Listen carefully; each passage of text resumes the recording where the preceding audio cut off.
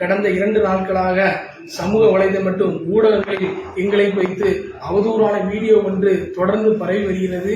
அந்த வீடியோவானது நாங்கள் எங்களது நண்பன் கோமதி விநாயகம் அவரது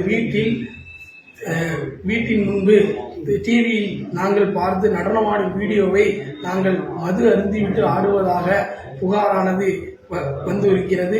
அதே போல் நாங்கள் எங்களுக்கு சம்பந்தம் இல்லாமல் ஒரு வீடியோ, அது எங்களுக்கு தொடர்பே இல்லை, அந்த வீடியோவுக்கு எங்களுக்கு என்ன தெரியவே செய்யாது.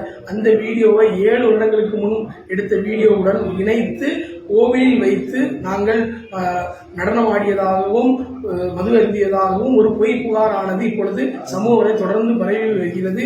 அந்த பொய் புகாரானது முன்னாள் பூசாரியான ஹரிஹரன் என்பவர், ஏன்னா ஹரிஹரன் மற்றும் அவரது மகன் இந்த வீடியோவை வெளியிட்டது அவரது மகன் சபரிநாதன். ஏன்னா அந்த கோவில்ல இப்ப கும்பாபிஷேகம் நடைபெற்றிருக்கு. அந்த கும்பாபிஷேகத்திற்கு நாங்கள் எந்த இதுவும் செய்யக்கூடாது, எங்களை காழ்ப்புணர்ச்சி எங்களை இதுவும் பண்ணக்கூடாது மோட்டிவேஷன் மூலமாக இந்த வீடியோவை தொடர்ந்து சமூக வலைதள ஊடகங்களில் பரவி வருகிறது.